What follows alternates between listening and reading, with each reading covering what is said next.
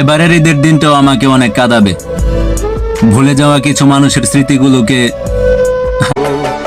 আমার বুকে লিখেছি যে শুধু তোমার নাম, চোখের জলে দিয়ে যা তোর ছাড়া বুকের ক্ষত দিনে দিনে বাড়ছে, আজ মনটা তুমি 12 ঘাটের পানি খাইবা, আবার আমার কাছে ভালোবাসা চাইবা। সরি। ওহে আরশের মালিক, দেহ হত্যা মহাপাপ, তোমার বিধানে কয়।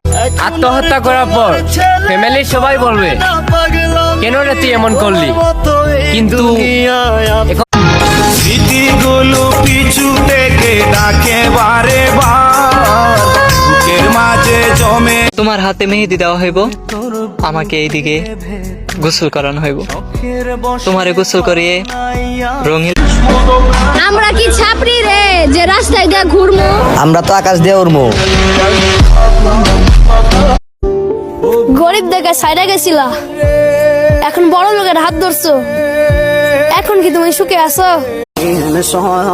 সামনে ঈদ, অথচ কোনো অনুভূতি নেই, কেমন যেন হারিয়ে গেল ঈদের আনন্দগুলা। ও ভাই সব সামনের শুক্রবার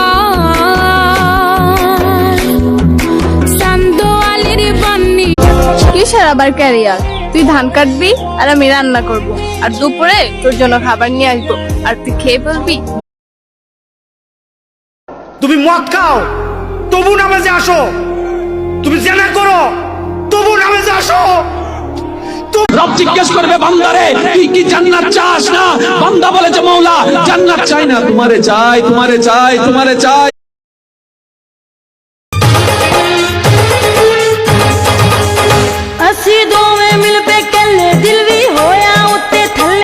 আজ মাথায় পিনিক, চোখে পানি, হাতে গাজার ঠোঙা, ঘরটায় আমার ধোয়া।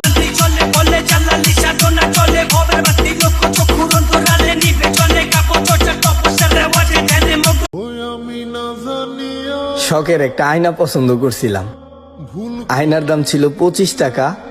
পকেট নারী যদি ভালোবাসা বুঝতো তাহলে 12 জনের কাছে না, একজনের কাছে ন্যাংটা। আমি ফিরমু আমার নতুন ক্যারেক্টার লইয়া, কিন্তু বর্তমান নিজের লগে নিজেরই যুদ্ধ চলতেছে। বন্ধু তোর সাথে জীবনে অনেক কিছু করছি, মাফ করে দিস। যদি আর কখনো সময় না পাই, যদি মইরা এই কুরবানি ঈদটাও তোমারে ছাড়া কাটিতে হইব। জান, আই রিয়েলি মিস ইউ। জবাই দেওয়া গরু